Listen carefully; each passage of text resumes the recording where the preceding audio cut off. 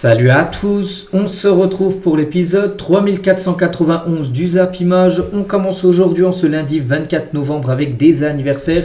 Et on commence tout d'abord avec le défenseur central du Paris Saint-Germain. Il s'agit de Lucas Beraldo. Il fête aujourd'hui ses 22 ans. On lui souhaite bien sûr un bon anniversaire. On peut avoir également le milieu offensif algérien du Bayer Leverkusen, Ibrahim Mazza. Il fête aujourd'hui ses 20 ans. On peut voir également que Nabil Bentaleb, milieu défensif de Lille, il fête aujourd'hui ses 31 ans. Bon anniversaire à tous ces joueurs. On continue, on va parler comme tous les lundis de tout ce qui s'est passé sur le week-end dernier dans les gros championnats européens. Et on commence avec l'équipe de Nabil Bentaleb, l'équipe de Lille qui recevait hier soir le Paris FC pour le dernier match de cette 13e journée de Ligue 1. Et on parle le résultat, donc 4-2 pour les Lillois. Donc Giroud, auteur d'un doublé, Mendy et un but de Brawl sur penalty contre un but de Goebbels et Doucet côté parisien. Et voilà, la belle opération, c'est bien sûr pour les Lillois. Donc Giroud montre le chemin, surtout que Giroud était sur une série, je crois, de 9 matchs d'affilée sans marquer. Donc là, il a marqué un doublé. Bien sûr, ça lui fait beaucoup de bien. Donc ça fait 4 buts en Ligue 1 cette saison pour l'attaquant français. On continue avec une autre équipe parisienne. Cette fois-ci, le PSG, c'était samedi soir. C'était au Parc contre l'équipe du Havre et le Paris Saint-Germain s'est imposé 3-0 face à une belle équipe du Havre, les gars, qui n'a pas du tout mis le but. De toute façon, il l'avait dit, Didier Digard, quelques jours avant le match, qu'il viendrait jouer face à l'équipe parisienne, qu'il n'avait pas joué le 0-0. Et c'était le cas. Oui, ils en ont pris 3, mais ils ont joué, ils ont posé quand même du souci à cette équipe parisienne parce que Lucas Chevalier a certainement réalisé son meilleur match. Du côté du PSG, il a réalisé vraiment un gros match, clean sheet. Mais bon, les Parisiens ont quand même gagné et avec 3 buteurs différents. Donc Kangini, Neves, encore lui, et Bradley Barcola en toute fin de match. Donc belle victoire bien sûr des Parisiens. Donc le PSG à bon port. Et tiens, Bradley Barcola, il a dit à la fin du match, on savait que Marseille était devant parce que la veille, le vendredi soir, Marseille s'est imposé 5-1 du côté de Nice. Donc le PSG n'était plus premier, donc il savait qu'il fallait gagner pour repasser devant. Donc voilà, on savait que Marseille était devant. Donc on a dû s'imposer avec la manière et ça a été fait bien sûr avec une victoire 3-0. On continue avec un buteur, tiens, João Neves. João Neves, c'est quand même fou, il est milieu de terrain, petit rappel, et ses derniers matchs, les gars, contre le Havre, il marque un but, contre l'Arménie avec le Portugal, triplé. Bon, il n'a pas marqué contre l'Irlande, des fois ça arrive, c'est plutôt logique que des fois il ne marque pas, il joue comme milieu. Contre Lyon, il avait marqué en toute fin de match et contre le Bayern Munich, il avait également marqué. Voilà, donc c'est fou, surtout pour un joueur quand même qui joue milieu de terrain. Et Neves change de dimension. Donc le Portugais explose tout cette saison. Donc sur ses 17 derniers matchs, club plus sélection. Donc c'est 11 buts quand même pour lui. Voilà, depuis le début de saison, c'est exceptionnel. Surtout les gars, alors qu'il en avait inscrit seulement 9 sur ses 146 premières rencontres en professionnel. 146 matchs en pro, seulement 9 buts. Puis là, sur ses 17 derniers matchs, il a marqué 11 buts. Voilà, donc il est déjà très bon milieu de terrain et en plus, il marque. Donc là, c'est un sacré milieu de terrain. Bien sûr, João Neves. Toujours sur cette rencontre face à l'équipe du Havre, donc les tifos au Parc des Princes. Donc samedi soir, en rendant hommage bien sûr aux victimes des attentats du 13 novembre 2015, parce que c'était le premier match. Il y avait eu bien sûr la trêve, où il y avait eu déjà des hommages, tout ça. Mais là, c'était le premier match du PSG depuis bien sûr ces terribles attentats il y a 10 ans. Et du coup, il y avait ces banderoles, je suis Paris, bien sûr, ni oubli ni pardon, par rapport à ce qui s'est passé il y a 10 ans. Donc voilà ce qu'il y a à dire sur cette victoire, bien sûr, des Parisiens. On continue avec les autres matchs du week-end en Ligue 1. Le Stade Rennais contre l'AS Monaco et ses Rennes qui a réalisé la très bonne opération, s'imposant 4-0. Ça va beaucoup mieux pour Rennes il y a un mois. Ils étaient à deux doigts de virer Habib Beye. Depuis, ils ont fait un nul et 3 victoires d'affilée. Donc tout va bien du côté de Rennes, et Monaco, c'est très critique. Ils ont changé de coach. Ils avaient viré Adulter pour mettre Pogognoli, c'est pas mieux, c'est même pire. C'est que Monaco enchaîne les mauvaises performances. Donc voici bien sûr tous les buteurs de cette rencontre. Donc Rennes enfonce l'équipe de l'AS Monaco. Et comme je dis, le Stade Rennais d'Habib Beye est enfin en marche. Donc les 3 derniers matchs de Rennes en Ligue 1, c'est 3 victoires. Une contre Monaco, une contre le Paris FC, une contre Strasbourg. Les Rennais montent actuellement à la 5e place du championnat de Ligue 1. Et dans l'autre sens, donc l'équipe de Monaco, donc c'est l'inverse. Les 3 derniers matchs, 3 défaites pour l'AS Monaco en Ligue 1. Une contre Rennes, une contre Lens, une contre le Paris FC. Donc l'AS Monaco 8e du championnat. Normalement Monaco ça doit jouer, bien sûr ça doit jouer les premiers rôles, ça doit jouer la lutte bien sûr du titre avec le PSG Marseille cette saison. Donc là ils sont totalement décrochés 8e du championnat. Et l'AS Monaco a quand même encaissé 25 buts en 13 matchs de Ligue 1. Ça fait quasiment un ratio de 2 buts pris par match. C'est beaucoup trop pour une équipe bien sûr qui vise le titre de champion de France. Et du côté de Monaco, c'était quand même le gros événement bien sûr du match. Voilà, c'est Paul Pogba, c'est officiel. On peut dire que Pogba retrouve enfin les terrains 2 ans après les avoir quittés son dernier match avant le match qu'il a joué ce week-end. C'était le 3 septembre 2023, le dernier match professionnel de Paul Pogba. Et depuis, vous savez qu'il a été contrôlé positif à un test antidopage. Et du coup, il a pris beaucoup d'années. De base, ça devait pas être 2 ans. Il devait prendre 4 ou 5 ans, je crois. Il avait fait appel, ça avait réduit à 2 ans. Mais là, voilà, il a pu rejouer. Bon, il aurait pu rejouer depuis mars dernier. Parce que c'était la fin de son délai, mais voilà, le temps qu'il retrouve une équipe, le temps qu'il se remette en forme, ça a pris du temps. Et en tout cas, il a fait son grand retour, il a disputé à peu près une dizaine de minutes. J'ai pas vu le match entier, mais j'ai vu la fin de match et du coup, j'ai pu voir la rentrée de Paul Pogba. Je trouve il a été exceptionnel. Il a touché peut-être, je sais pas, 10 ballons. Je sais pas s'il a perdu un ballon, mais tu sens qu'il est à l'aise, qu'il est au-dessus des autres, alors que, oui, après c'est seulement 10 minutes de jeu, mais tu sens qu'il a pratiquement rien perdu, Paul Pogba. Donc voilà, ça fait plaisir bien sûr de voir un joueur de ce calibre. Ça c'est une grosse bonne nouvelle bien sûr pour l'équipe de l'AS Monaco. Il a dit je suis soulagé d'avoir repris le football, c'est ce que j'aime le plus au monde. Le foot, ce n'est pas fini pour moi, on espère. Le journaliste lui aussi posé une question par rapport à la Coupe du Monde l'année prochaine. Il a dit c'est loin, c'est loin. Il vient seulement de jouer 10 minutes avec l'équipe de Monaco après plus de 2 ans sans jouer. Il sait que pour l'instant, il ne faut pas y penser à la Coupe du Monde. Mais il dit si je ne suis pas en forme et je ne performe pas à Monaco, il faut oublier. Après bien sûr, s'il reproduit ce qu'il a pu faire en 10 minutes sur beaucoup de matchs dans les futures semaines, futurs mois, oui, ça sera un joueur qui pourrait, pourquoi pas, refaire son retour. Bon, après, on est encore très loin, on verra. On sait que Pogba, les gars, s'il retrouve son niveau, rien que 80% du niveau qu'il avait à l'époque, oui, c'est un joueur qui peut aspirer à retourner du côté des Bleus. Et sur son compte Instagram, il a dit mes débuts ne sont pas que les miens, ce sont aussi les vôtres. La nuit dernière a été inoubliable. Retrouver le terrain après 2 ans d'absence a été un moment indescriptible. Aux supporters, merci pour votre soutien, votre énergie, votre amour. Et à tous ceux qui m'ont soutenu, encouragé, poussé à chaque étape de ce parcours, je suis profondément reconnaissant. Ces débuts appartiennent à tous ceux qui n'ont jamais cessé de me soutenir. Voilà ce qu'il a pu mettre, il a reçu beaucoup de messages de soutien. Tiens, par exemple, la story de Kylian Mbappé, son ami, lui a mis un cœur, Kylian Mbappé. Dembélé, pareil. Tovin, il a dit, voilà ma gueule. Rudiger, voilà, il a dit Amdoulila. Bruno Fernandes, Pogba, welcome back, Paul, voilà, Raphaël Léo. Donc, beaucoup de joueurs, anciens collègues de Paul Pogba, ont mis un petit message sur les réseaux sociaux par rapport au retour tout simplement de Paul Pogba sur les terrains. Et ça, on est très content pour lui. On continue avec les autres rencontres du week-end en Ligue 1. Lens contre Strasbourg et c'est Lens qui s'est imposé 1-0 dans ce match qui s'est fini à 10 contre 10. Il y a eu 2 rouges. Bon, le côté Lensois, ils ont pris le rouge à 95e, donc ils ont pratiquement rien joué avec un joueur en moins. Mais Strasbourgeois, c'est Valentin Barco, très bon joueur, qui a pris un rouge à un quart d'heure de la fin. Donc c'est surtout Lens qui réalise bien sûr la bonne opération. La Auxerre contre l'Olympique Lyonnais. J'ai regardé le match hier, 0-0. Bon, il y a pourtant eu des occasions pour les deux équipes, mais les gardiens ont été très bons. Donc inefficaces ces deux équipes et les gardiens, tiens, Léon le gardien de la Auxerre 6 et Dominique Greff qui a arrêté un penalty quand même dans le match, une note de 7. C'est eux qui ont été meilleurs que les attaques hier lors de ce match. Et Lyon les gars enchaîne sans victoire. C'est vrai que Lyon n'a gagné qu'un seul de ses 7 derniers matchs en Ligue 1. C'est que Lyon avait très bien performé début de saison. Il gagnait beaucoup de matchs, surtout beaucoup de victoires 1-0. Il suffit 1-0, tu prends pas de but, tu marques un but. Là par exemple Lyon aurait mis un but hier, ils auraient gagné. Voilà, beaucoup d'1-0 gagné en début de saison, mais là depuis totalement stoppé. Ils n'arrivent plus du tout à gagner cette équipe de Lyon. Donc la dernière victoire indégone remonte au 26 octobre dernier. C'était il y a un mois. C'était face à Strasbourg. Voilà. Regardez le prochain adversaire bien sûr de Lyon. Donc là c'est quand même des adversaires à leur portée. Maccabi Tel Aviv, Nantes, Lorient, Go et Hagel et Le Havre. Donc voilà, il faut gagner, il faut retrouver la victoire bien sûr pour cette équipe de l'Olympique Lyonnais. Brest contre le FC Metz, 3-2 pour les Brestois, belle victoire avec surtout un but, le but du 3-2, le but de la victoire de Del Castillo, la 90e plus 10 minutes de temps additionnel. C'était toute fin de match et c'est une victoire très importante bien sûr pour Brest.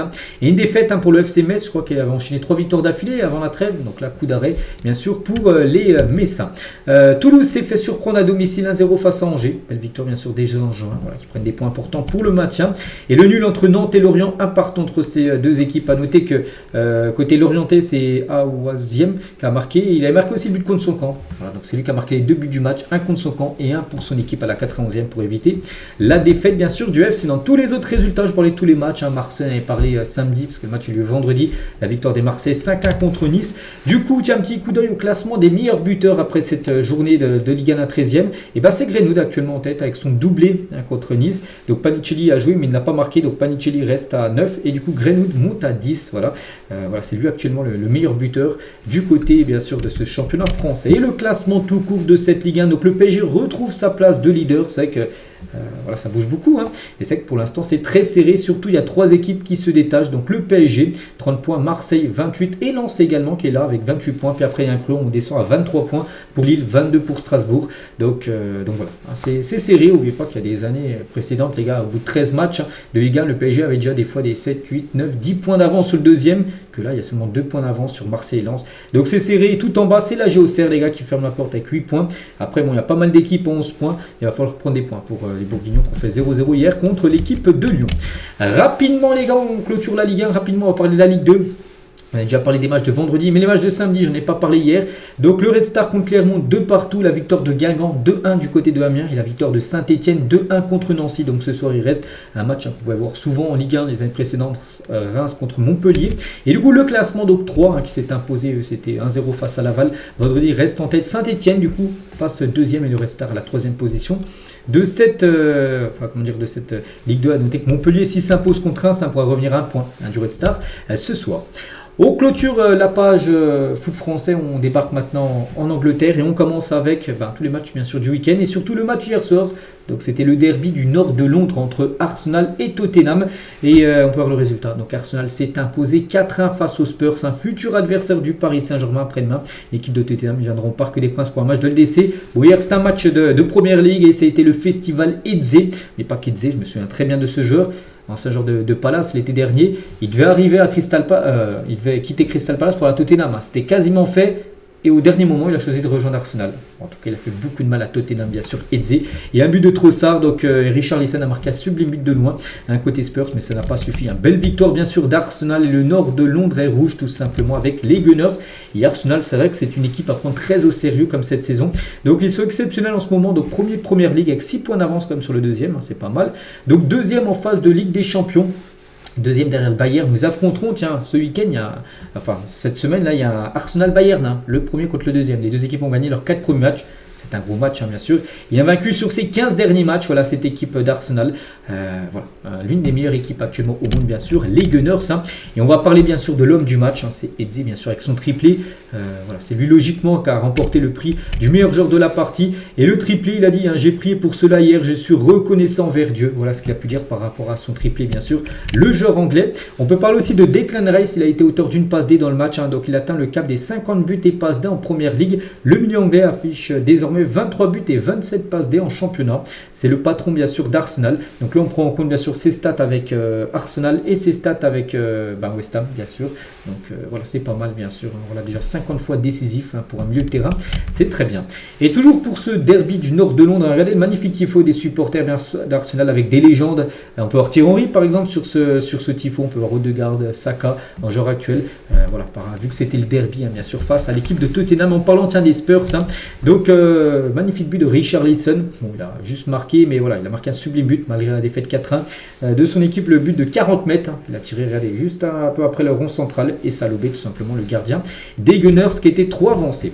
On continue cette fois-ci avec le dauphin d'Arsenal en Première Ligue. Les deuxièmes, actuellement, c'est Chelsea. Chelsea jouait à 13h30, c'était samedi, du côté de Burnley.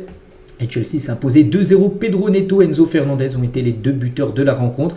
Donc Pedro Neto, regardez, sur ses 5 derniers matchs Première Ligue, à chaque fois il marque. Contre Burnley, donc il a marqué. Wolverhampton, il a marqué. Bon, Tottenham, il n'a ni marqué ni fait de passe D. Le match avant, il avait fait une passe D. Et le match avant, buteur et passeur D. Pedro Neto, les gars, très bon joueur, bien sûr.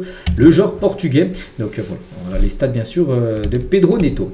On continue cette fois-ci avec les troisièmes du championnat. C'est Manchester City, coup d'arrêt. Ils jouaient du côté de Newcastle et se sont inclinés 2-1. Les Citizens. Donc tout s'est joué entre la 63e minute de jeu et la 70e en l'espace de 7 minutes. Il y a eu les 3 buts. Les 3 buts du match. Donc 2 pour Newcastle et 1 pour Manchester City. Donc à noter que Harvey Barnes a marqué le doublé. À côté à Newcastle contre un but de Ruben Diaz qui n'avait plus marqué je crois depuis 3 ou 4 ans du côté de la Première Ligue. Donc voilà. Concernant bien sûr cette rencontre qui s'est débloquée en l'espace de 6-7 minutes. Il y a eu les 3 buts du match. On continue cette fois-ci avec Liverpool. Donc les gars, c'est la crise. Liverpool, ils ont pris 3-0 à domicile face à Nottingham Forest. Punition, humiliation quand même pour une équipe comme Liverpool. Donc Liverpool a quand même perdu 8 de ses 11 derniers matchs. Ils ont seulement gagné le Real Madrid en Ligue des Champions. Aston Villa, on a l'impression qu'ils étaient sortis de la crise, et pas du tout. Ils sont retournés directement avec les 2 matchs qu'on suivi, 2 défaites. Ils ont gagné également Francfort. Donc c'est très compliqué. Actuellement les gars ils sont 11e de Première Ligue. 11e, n'oubliez pas que les 5 premiers matchs de Liverpool en pelle, c'était 5 victoires. 5 victoires et depuis, ils ont fait que descendre bien sûr au championnat, ils sont 11e maintenant. Hein. Donc 8e de la Ligue des Champions, éliminé de la Coupe de la Ligue. Est-ce que Ancelotti est toujours l'homme de la situation du côté des Reds? Pas sûr. Hein. Et Ancelotti assume la gifle reçue par Nottingham. Il a dit que les choses se passent bien ou mal, c'est toujours ma responsabilité. J'ai essayé de corriger quelques détails qui n'ont pas vraiment fonctionné. Mon rôle est de tirer le meilleur de mes joueurs qui sont de qualité. Je n'y parviens pas actuellement, c'est de ma faute. Voilà, il dit qu'il essaye de changer les trucs, mais ça ne marche pas. Pour l'instant, son équipe ne répond pas. On voit ses demandes. Et bien sûr, c'est un gros problème hein, parce que les résultats, les gars, s'enchaînent. Attention, hein, parce que oui, il a gagné l'appel la saison dernière. Mais si les mauvais résultats continuent, eh ben, il pourra avoir très prochainement un nouveau coach hein, du côté de Liverpool. On peut parler aussi d'Alexander Isak, la recrue la plus chère comme lors du dernier mercato. Donc il a commencé titulaire et c'est vrai que Isak a perdu tous ses matchs où il a été titulaire en première ligue avec Liverpool. 4 fois il a commencé directement titulaire et 4 défaites pour lui.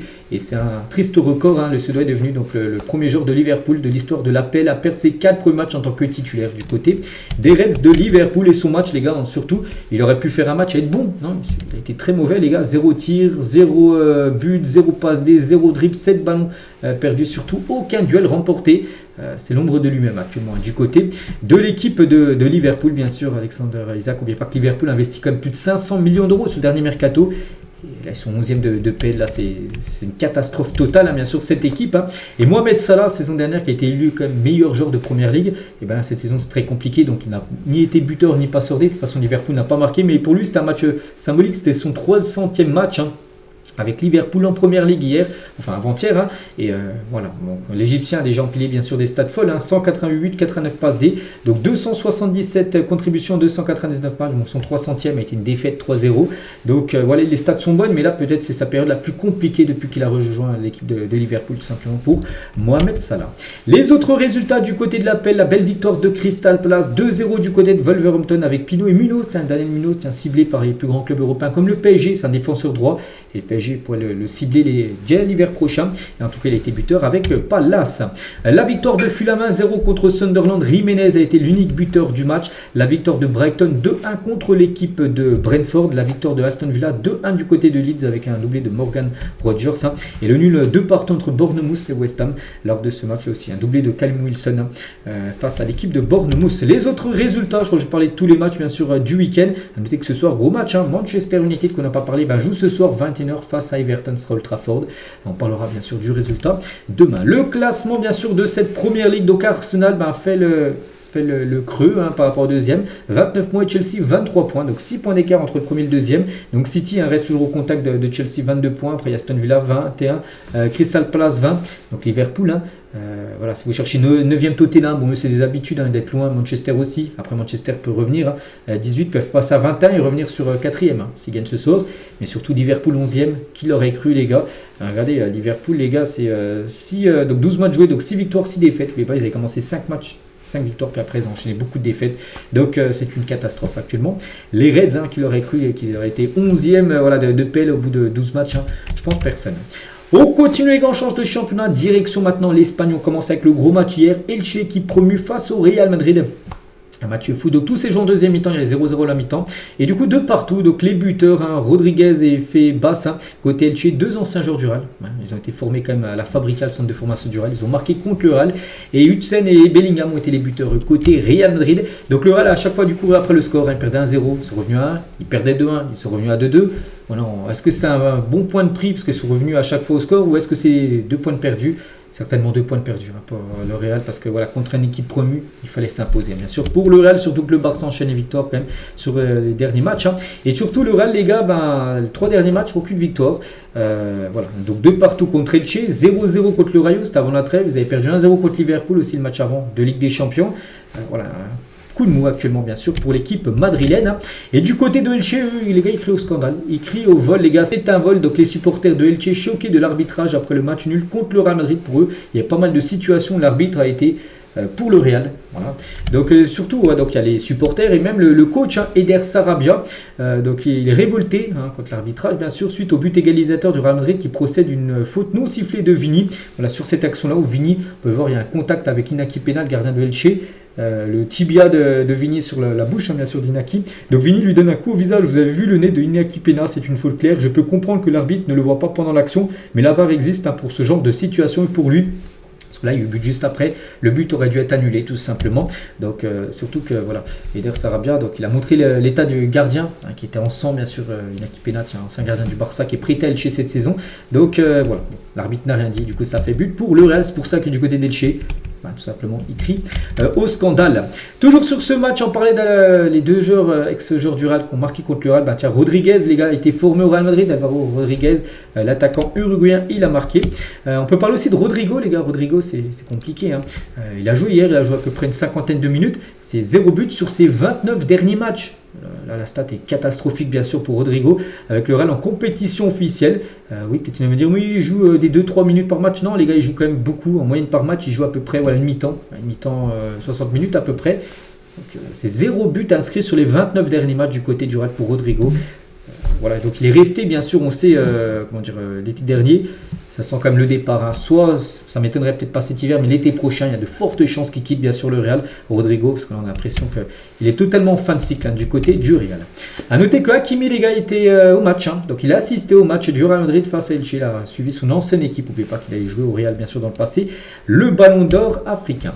On continue cette fois-ci avec le FC Barcelone contre Bilbao. C'était samedi après-midi. C'était jour de fête. Hein. Pourquoi? Parce que c'était le retour au Camp Nou et tout s'est bien passé. Le week-end est parfait pour le Barça avec la victoire bien sûr 4-0. Le retour au Camp Nou qui s'est bien passé et surtout aussi le nul du Real. Et du coup ils reviennent à un point du Real Madrid, l'équipe du Barça. Donc là pour eux leur victoire, donc c'est une victoire 4-0. Donc Lewandowski, Ferran Torres et Fermin Lopez ont été les buteurs de cette rencontre. Donc un retour gagnant du côté du Camp Nou, les gars, où il était bien sûr à jauge réduite. Il y avait 45 000 supporters à peu près. Donc la tribune là derrière les buts n'a pas été ouverte et le troisième étage n'est pas ouvert non plus parce que bien sûr il est en travaux. A noter que le Barça aimerait là dès janvier, enfin fin d'année, peut-être début janvier, avoir la licence 1C. Là ils ont obtenu la licence 1B. Voilà, donc la 1A c'était 27 000 supporters, 1B c'est 45 000 et la 1C ça sera 60 000 supporters qui pourront accueillir. Donc Zemra va obtenir cette licence très prochainement avec la tribune derrière les buts qui pourraient être ouverts peut-être lors des prochains matchs. On verra, mais en tout cas voilà, il y a beaucoup de monde bien sûr et voilà, ça a été festival à 4-0 bien sûr. On va commencer avec Lamine Yamal, les gars, il a connu donc samedi après-midi sa première titularisation. Camp Nou, il avait déjà joué, il avait joué seulement 7 minutes lors du dernier match, hein. Le premier match qu'il avait joué, enfin le dernier match au Camp Nou, donc c'était quand même le 29 avril 2023 que le Barça ne joue plus bien sûr au Camp Nou. Donc il a été remplaçant, il était rentré en cours de jeu, puis là c'était sa première fois titulaire, son deuxième match au Camp Nou 2 ans et demi après. Il a fait un gros match, hein, Lamine, comme souvent, 2 passes D bien sûr pour Lamine Yamal lors de ce match, 16 buts et passes D cette saison, toute compétition confondue, et actuellement les co-meilleurs buteurs de la Liga avec, meilleur passeur, hein, désolé, de la Liga avec 6 offrandes, déjà 6 passes D, voilà, pour Lamine Yamal. On continue avec Rafinha aussi, ça c'est la bonne nouvelle, il est de retour, lui qui était blessé depuis 2 mois. Rafinha, il avait failli revenir pour le Classico il y a un mois à jouer, il était revenu un peu trop rapidement, puis il avait rechuté de son ancienne blessure, du coup il avait dû reprendre 3 semaines d'indisponibilité et ça y est, il a pu rejouer quelques minutes. Rafinha a pu jouer 10 minutes. A noter qu'il pourrait peut-être être titulaire demain face à Chelsea, parce que demain il y a un gros match, hein, bien sûr, pour le Barça en Champions League. Nico Williams, hein, qui était beaucoup attendu, lui qui avait failli rejoindre le Barça l'été dernier, puis du coup non, il avait plutôt prolongé de 10 ans du côté de Bilbao. Donc après-midi cauchemardesque, hein, pour Nico Williams, hein, dépité après le but de Ferran sur une merveille de Lamine Yamal. Le public barcelonais ne l'a pas oublié, son coup bas, hein, d'avoir à 2 doigts, son agent avait tout mis en place pour qu'il arrive, lui il avait donné son oui, puis au dernier moment il a dit non. Donc voilà, du coup le siffle depuis le début de match, à chaque ballon touché il était sifflé bien sûr. Nico Williams. On continue toujours en Espagne, l'Atlético Madrid se déplace à Retafe, c'est un derby, hein. Retafe c'est dans la monnaie de Madrid. Voilà, donc c'était un derby, c'est surtout l'Atlético qui fait la bonne opération. En s'imposant 1-0, c'est Duarte, l'unique buteur du match. À noter que Koke qui a joué ce match, hein, le capitaine, 700e match, hein, c'était son 700e match du côté des Colchoneros, hein, légende absolu bien sûr. L'homme d'un club, hein, il a joué toute sa carrière, il a été formé là-bas, il finira certainement sa carrière, hein, du côté de l'Atlético, donc félicitations bien sûr à Koke. On continue aussi avec le Betis Séville, hein, qui joue contre Girona 1 partout lors de ce match, hein. Et à noter que gros événement, c'est Isco, le retour les gars de Isco après 4 mois d'absence, hein. Le magicien espagnol refoule à nouveau les terrains, lui qui n'avait plus rejoué depuis le 9 août dernier lors d'un match amical face à Malaga. Il s'était blessé, en plus un match amical c'était dommage, c'était une semaine avant le début de la Liga, il n'avait toujours pas joué cette saison, la Liga a commencé à peu près le 16 août, donc le 9 il s'était blessé et du coup ça y est, il a pu jouer ses premières minutes cette saison tout simplement. Il y a un comeback très attendu, surtout quand son équipe perdait 1-0. Le Betis perdait 1-0 à la 59e minute de jeu Et les gars, au bout de 15 minutes après, il a déjà fait une passe D. Il a déjà été décisif dès son entrée en jeu, tout simplement. Isco, les gars. Le magicien n'a rien perdu, bien sûr. L'ancien joueur du Real a noté aussi par rapport à Isco, les gars. Le Real Betis a annoncé la prolongation de contrat de Isco avec un incroyable tifo avant le match face à Girona. Et avant le match, les gars, Isco 2028, donc Isco prolonge jusqu'en 2028 du côté du Betis Séville, donc félicitations à lui. Et toujours sur ce match, on va parler de Anthony. Donc Anthony a joué, mais il a pris rouge en fin de match, les gars. Regardez, sur cette faute, ce pied beaucoup trop haut. Et le problème, c'est qu'il va louper au moins un match. Et le prochain match, c'est le derby de Séville. C'est le Betis Séville contre le FC Séville. Et il sera suspendu, tout simplement, Anthony. Ça, c'est un gros coup dur pour son équipe. Les autres résultats du côté de la Liga, la victoire de la Real Sociedad 3-1. La victoire, on pourrait prendre de qui, je sais pas, du Celta Vigo, tiens, contre Alaves. Voilà. Donc ce soir, Espagnol, Barcelone, Séville, pour finir, bien sûr, cette journée de Liga. Et le classement, le Real Madrid toujours en tête. Mais attention, le Real avait 5 points d'avance. Il y a quelques semaines. Maintenant, le Real n'a plus qu'un point d'avance sur le FC Barcelone. Voilà, 32-31. Après, on passe à Villarreal qui est à 29. Ils tiennent le choc, Villarreal, bien sûr. Et l'Atlético aussi. Après, il y a un creux de 7 points. Voilà, les 4 premiers se décrochent de ce championnat. C'est serré du côté de l'Espagne. Du côté de l'Italie, on commence avec le derby de Milan. C'était hier soir. L'Inter Milan jouait contre son rival de toujours, l'AC Milan. Et l'AC Milan s'est imposé 1-0, les gars. Pulisic a été l'unique buteur du match. À la 54e minute de jeu, à noter que Çalhanoğlu a un penalty côté Inter. Qu'il a cadré, mais c'est surtout Mike Maignan qui a sorti le tir au but, les gars. Et le héros, les gars, Mike Maignan, parce que l'homme du match, malgré Pulisic a marqué, les gars, c'est pas Pulisic, c'est bien le gardien français qui a réalisé un match exceptionnel, officiel. Mike Maignan a été élu homme du match lors de ce derby. Donc péno décisif arrêté dans le derby. Et puis voilà, en gros, il était très bon. Il n'a pas fait qu'un arrêt décisif. Sur un pénal aussi, était très très bon. Donc clean sheet pour lui. Et, voilà, il fait partie des meilleurs gardiens. Monde, il le dit, Allegri. Sur Mike Maignan, c'est un portier extraordinaire. C'est l'un des 3 plus grands gardiens actuellement au monde, tout simplement. Mike Maignan. Et sur ce match, à noter que Nasser, le président du PSG, était... assiste à ce match, les Parisiens comme Hakimi qui était du côté de Elche pour suivre le Elche Real, et Nasser, lui le président, était présent pour ce derby de Milan. On continue avec Naples contre l'Atalanta Bergame et le Napoli s'est imposé 3-1 avec le doublé de David Neres et le premier but de Noah Lang, ancien joueur qui évolue dans le championnat néerlandais. Voilà, c'était un peu compliqué, on savait compter, mais en tout cas il a marqué son premier but. Voilà, donc belle victoire bien sûr de Naples. À noter que Anguissa, qui est actuellement je crois blessé, il a reçu avant le match son prix du meilleur joueur du mois d'octobre du côté de la Serie A. La belle victoire également 3-1 de l'AS Roma du côté de Cremonese avec par exemple Souley, Ferguson et França ont été les 3 buteurs côté AS Roma. Le nul entre la Fiorentina qui n'a toujours pas gagné, mais bon, elle n'a pas perdu contre la Juve. Donc à partout entre ces deux équipes, Kostic a été buteur côté Juventus Turin. Et les autres résultats, on pourrait prendre. Donc ce soir il reste 2 matchs à jouer, on parlera demain. Par exemple la Lazio 2-0 contre l'essai. L'homme du match, c'est Guendouzi, les gars. Il a marqué le premier but du match et c'est lui qui a remporté le prix MVP. Et le classement, donc l'AS Roma 27 points, donc 2 points d'avance sur Milan et Naples, 3e, donc l'Inter 4e. Là aussi c'est serré, les gars, regardez jusqu'à Bologne, les 5 premiers, il y a seulement 3 points d'écart. C'est que pour l'instant dans les championnats, à part peut-être la première ligue, il y a déjà 6 points d'écart entre le premier et la deuxième. Pour l'instant, dans tous les autres championnats, en allemand on en parlera après, mais voilà, c'est plutôt serré, et tant mieux, ça ramène un peu plus de suspense. Tiens, du côté de l'Allemagne, le Bayern Munich, bien sûr, contre Fribourg. Donc ça a mal commencé pour les Bavarois. Ils perdaient 2-0 au bout de 17 minutes de jeu. Fribourg menait 2-0 Bayern. Mais après, le Bayern a passé la seconde. Puis ça a été festival. 6-2 pour le Bayern Munich. Avec un très très grand Michael Olise. Les gars, il a fait un match exceptionnel. Il a été élu homme du match, bien sûr. Donc tout d'abord, les gars, 18 matchs sans défaite pour le Bayern, les gars, cette saison. Bon, il y a eu un nul contre Union Berlin. On se souvient, vous avez égalisé à la 93e pour éviter bien sûr la défaite. Mais sinon, en tout, sur leurs 18 matchs, les gars, c'est 17 victoires, 1 nul, 0 défaite. N'oubliez pas qu'il joue contre Arsenal aussi, qui n'a plus perdu depuis 15 matchs. Voilà, ça sera cette semaine en Ligue des Champions, bien sûr, ce Bayern-Arsenal. Donc, le Bayern, c'est très fort et Olise, je veux dire, exceptionnel. 2 buts et triplé de passe D. Donc, décisif, sur 5 des 6 buts de son équipe. Donc match exceptionnel bien sûr de la part de Michael Olise, homme du match bien évidemment. Et cette saison les gars, donc si on rajoute 3 passes D et 2 buts déjà, c'est stats qu'il avait, donc il monte son total à 11 buts et 10 passes décisives, ça y est déjà le double 10 du côté du Bayern. Voilà, sans compter aussi ses stats avec l'équipe de France qui sont pas mal. Donc voilà, quel joueur bien sûr à ce Michael Olise. A noter que Nicolas Jackson a également marqué, donc ses stats pas mal, lui qui joue pas non plus tout le temps, donc en tout cas c'est 8 buts et 4 passes D. Voilà, il était buteur bien sûr, l'attaquant du Bayern, a prêté, n'oubliez pas, par l'équipe de Chelsea. Le jeune aussi Lennart Karl, qu'on parle depuis quelques temps parce que joue maintenant avec l'équipe première, donc un but et une passe D également pour le jeune joueur allemand qui est né bien sûr en 2008. On continue avec Dortmund, il joue contre Stuttgart, c'était une belle affiche, 3 partout entre entre ces deux équipes, avec surtout le triplé de Undav, côté Stuttgart. Il a marqué à la 91e minute du match pour éviter la défaite 3-2. Ademi avait marqué à la 89e, 2 minutes avant. Du coup, partage de points entre ces deux équipes. Les autres résultats, Leverkusen s'est imposé 3-1 contre Wolfsburg. Gladbach s'est imposé 3-0 contre Heidenheim. Toujours beaucoup de buts en Allemagne. Regardez aussi le 4-3 de Francfort à Cologne. C'est que là-bas, il y a souvent des buts. Il y a eu 3-3, il y a eu 6-2. C'est un championnat où il y a énormément de buts chaque week-end. Et le classement, donc on parlait bien sûr des championnats, il y en a un peu serré. Puis je dis la première ligue avec 6 points d'écart. Donc là aussi 6 points d'écart entre le premier et le deuxième, entre le Bayern Munich et le RB. Leipzig, donc Leverkusen 3e et Dortmund 4e, on va dire les 4 plus grosses équipes allemandes, surtout 4 premières positions de ce championnat. On continue avec d'autres championnats mineurs, on va dire, enfin pas des championnats majeurs, donc les gros championnats, mais aussi les autres, comme chaque lundi. On va parler du championnat saoudien. Al Nasser, l'équipe de Cristiano Ronaldo. Il joue ce week-end victoire 4-1 de son équipe, donc Félix Wesley, Mané. Et CR7 a été buteur à la 96e. Et Ronaldo, magnifique but, les gars. But en retourné acrobatique pour Cristiano Ronaldo. Vous souvenez-vous de son but avec le Real face à la Juve?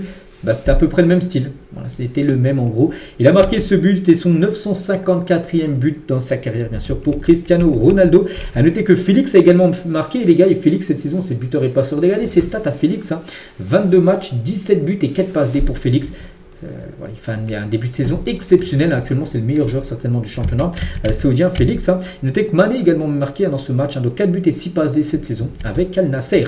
Les autres résultats, la victoire d'Al Hilal 2-1, la victoire par exemple aussi d'Al Ittihad 2-1, ou même la victoire de Al Ahly. Les gros ont gagné, on va dire, ce week-end. Et le classement, donc Al Nasser reste en tête. Al Nasser, c'est simple, l'équipe de Cristiano Ronaldo, 9 sur 9, 9 matchs, 9 victoires, 27 points pris sur 27 possibles. Ils ont 4 points d'avance sur Al Hilal avec 9 matchs, 7 victoires et 2 nuls pour Al Hilal. Donc voilà, concernant ce championnat. Et Al Ittihad, il y a une équipe de Karim Benzema. Ils sont actuellement 7e du championnat. On débarque maintenant du côté des États-Unis. C'était les playoffs. Et voilà, c'était l'Inter Miami contre Cincinnati. Et l'Inter Miami s'est imposé 4-0 et se qualifie pour la finale de la conférence c'est quoi, Est, voilà, du côté des États-Unis. Donc 4-0. Mais surtout, Messi, les gars, décisif sur les 4 buts. Un but marqué et 3 passes D. Match exceptionnel encore de Messi. Il a été décisif sur tous les buts de son équipe. Donc quelle performance, bien sûr. Et Messi vient de battre le record de buts et de passes D sur une phase finale de playoff de MLS. Donc une phase finale, c'est à partir des 8e, des quarts, des demi et la finale. Donc là, il a déjà marqué 6 buts et 5 passes D sur ses matchs élimination, on va dire, direct. On rappelle qu'il a aussi 56 buts et passes D en 31 matchs de MLS. C'est fou, les gars. Messi, voilà, sur cette saison. Donc les gars, avec son but et ses triplés de passes D, il est à 401 passes D avant le match. Donc il monte maintenant à 404 passes D et 896 buts pour Lionel Messi en carrière. Et surtout, voilà, le cap aussi 1300 fois décisif, but et passe D en carrière pour Lionel Messi. Et du coup, la finale de la conférence Est, ça sera, les gars, entre l'Inter Miami et New York City. Donc l'équipe qui gagnera affrontera dans l'autre conférence, la conférence Ouest. Voilà, donc il y aura aussi un match conférence Ouest, conférence Est. Et après, ça sera la grande finale en gros des playoffs. Et là, on va dire que l'équipe de Messi est en demi-finale, tout simplement, de cette compétition. On part aussi sur le continent sud-américain. Il y avait la finale de la Sudamericana. Donc en gros, ça équivaut à l'Europa League en Europe. C'est pas la Ligue des Champions. La Copa Libertadores, c'est équivaut à la Ligue des Champions qui aura lieu samedi prochain. Mais là, c'était la finale de l'Europa League, on va dire, sud-américaine. Et on peut voir le résultat. Donc ça s'est joué au penalty. Et c'est, je ne sais plus comment il s'appelle le club là. Donc voilà, Lanús, les gars, qui s'impose 5-4 face à Club Atlético Mineiro. Bon, ça s'est joué, comme je dis, au tir au but. Parce que je crois qu'il n'y a plus de but dans le match. Mais voilà, au tir au but, c'est cette équipe là qui a été meilleure. À noter que Hulk, qui joue du côté de Mineiro, a loupé son penalty lors de cette séance. Toujours, tiens, du côté du continent sud-américain, on va parler de Neymar, les gars. Et rechute pour Neymar. Neymar est de nouveau blessé. L'attaquant brésilien ressent une gêne au genou. Il manquera le prochain match avec Santos. Le club ne veut prendre aucun risque. Donc voilà, Neymar, les gars, de nouveau blessé. On lui souhaite de nouveau un bon rétablissement. On revient, nous, en Europe. Tiens, on parle aussi d'autres championnats. Tiens, le championnat turc, les résultats du week-end. Le Galatasaray s'est imposé difficilement 3-2. Le Fenerbahçe s'est imposé 5-2 hier. Et le Gala et le Fener, c'est actuellement les deux premiers. Il y a un point d'écart entre les deux premiers. Voilà, tout simplement. Puis après, on passe à 25 points pour Trabzonspor. Donc le Beşiktaş 7e, ils sont loin. Ils sont très loin, bien sûr. Ils ont 11 points de retard sur le leader, le Galatasaray. Du côté du championnat belge, Union Saint-Gillois s'est imposé 2-0. La victoire, par exemple, on pourrait prendre qui de Anderlecht 1-0 ou par exemple la victoire de Bruges 1-0 contre Charleroi. Voilà, leur match de Ligue des Champions Cette semaine, les Saint-Gilloise est toujours en tête avec 7 points d'avance sur le FC Bruges, deuxième. Du côté du championnat néerlandais, les résultats, tu vois, on pourrait prendre qui? L'Ajax, l'Ajax qui perd tout le temps, les gars, ils ont perdu 2-1 contre Excelsior Rotterdam. C'est vrai que l'Ajax c'est très délicat. Le PSV s'est imposé 1-0, le Feyenoord s'est incliné 4-2 à domicile face à Nimégé. Et le classement actuellement, c'est le PSV qui a un petit creux, 6 points d'avance sur le Feyenoord, deuxième. Et si vous cherchez l'Ajax, les gars, ils sont 6e, 20 points, ils ont déjà 14 points de retard sur le PSV, l'équipe de l'Ajax qui vit une saison catastrophique. Donc voilà les gars, tout ce qu'il y a à dire aujourd'hui sur le résultat du week-end, en Europe, tout ça, même dans le monde entier. J'espère que ça vous a plu. On se retrouve dès demain, mais pas que cette semaine les gars, cette semaine de Coupe d'Europe bien sûr. Donc demain on parlera de tout ce qu'il y a à dire niveau Ligue des Champions sur les matchs de demain. Et je vous souhaite un très bon lundi et à demain.